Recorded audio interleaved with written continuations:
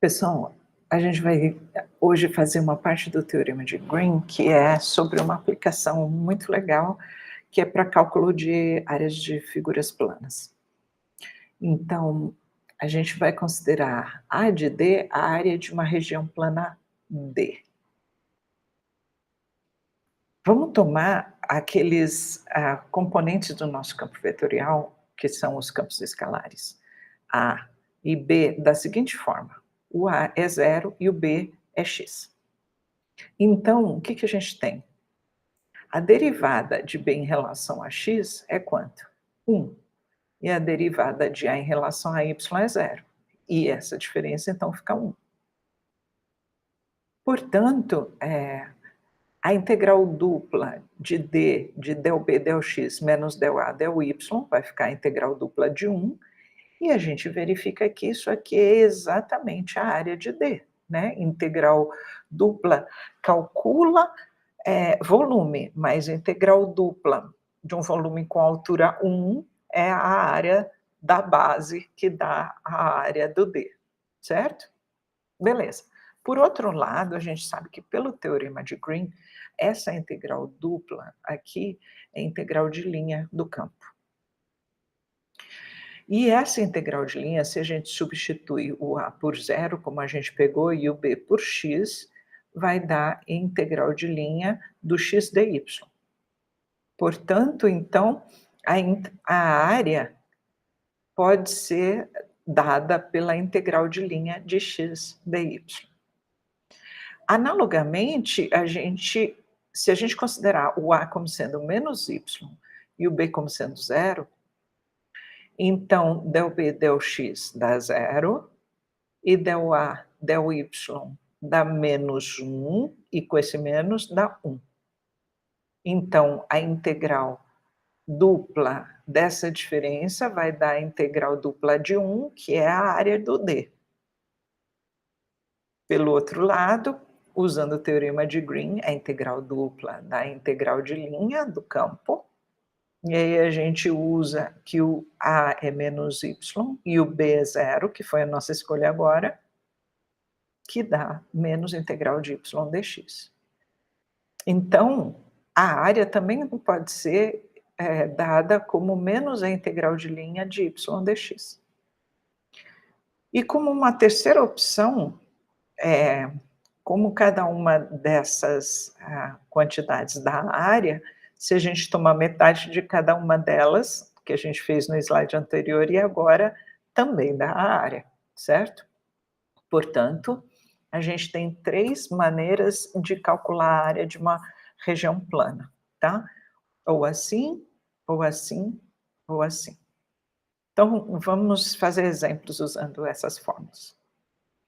Calcule a área da região delimitada pelo cicloide, aqui esse γ1 que dá esse cicloide aqui, uma parte do cicloide de 0 a 2π, e o segmento de reta aqui também, que vai de 0 a 2π. O que a gente tem? É essa figura.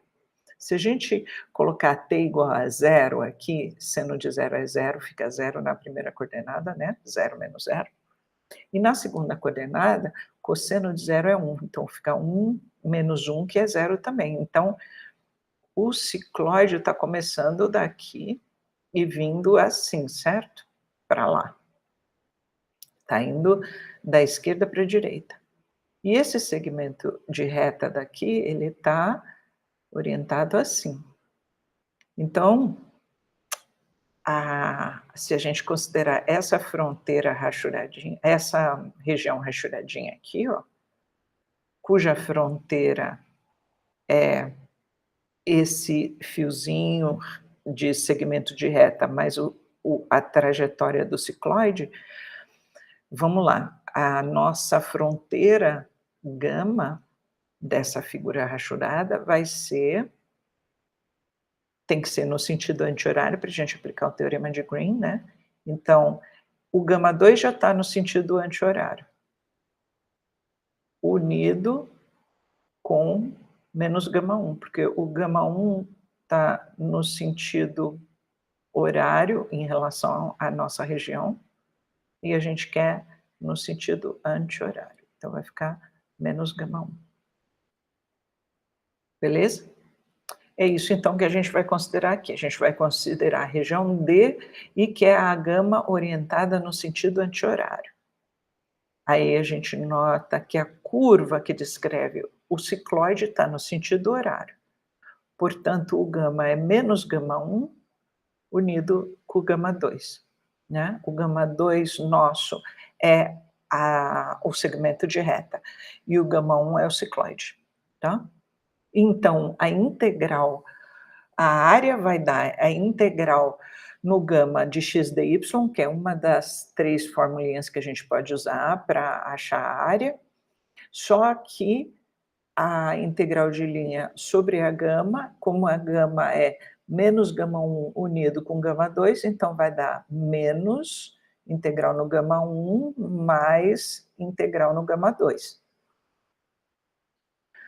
Mas aí a gente repara que a integral no gama 2 de x dy é zero, porque a gente está aqui, o gama 2 é o segmento de reta lá no eixo x, e a gente está variando aqui em y, então essa integral necessariamente dá zero. Então, a gente dispensa esse pedaço e fica só com menos integral no gama 1 de x dy. Beleza, e agora a gente vai resolver essa integral de linha.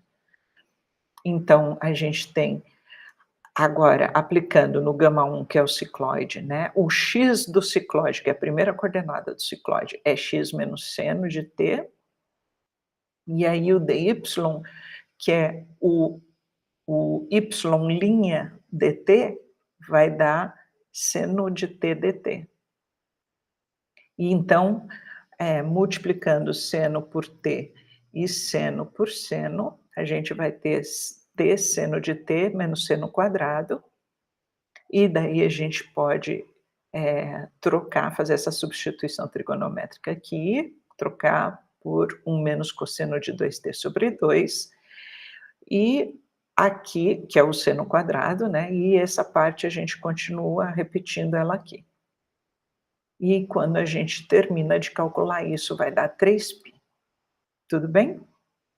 Beleza.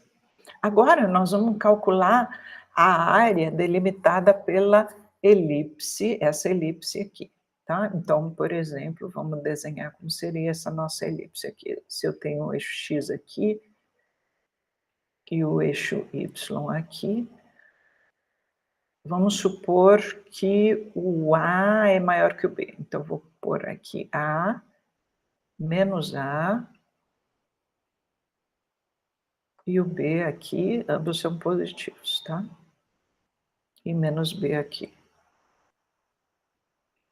Menos B. E o B aqui. Então, a elipse vai ser dada assim, ó, por exemplo.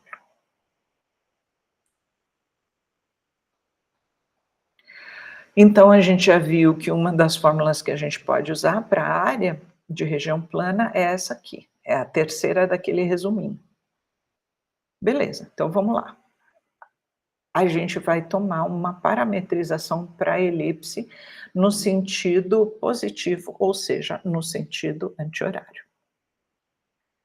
Essa é uma parametrização que satisfaz isso. Ela está no sentido horário e a trajetória dessa gama é exatamente a elipse que a gente está considerando. Então, a gente pode aplicar a formulinha da área e aí a gente coloca as questões da integral de linha. A gente tem aqui, ó, o t vai de 0 a 2π, que são os limites de integração. Aqui nós vamos colocar o x, que é a primeira coordenada da nossa gama, por dy, e essa é aquela notação, né, para o y' dt, e aqui a gente põe a segunda coordenada, que é o b, seno, vai aqui, e o dx vai fazer o papel do x' dt. Então, substituindo tudo, a gente tem a cosseno, que multiplica b cosseno t, menos b seno t, que multiplica menos a seno t, tá? Que são exatamente aqui esse cara, é o Y' e esse cara aqui é o X' com relação a essa nossa gama aqui, tá? E aí calculando a gente chega em I vezes A vezes B, que é exatamente a área da elipse. Com isso a gente acaba essa aula que ficou super rapidinha.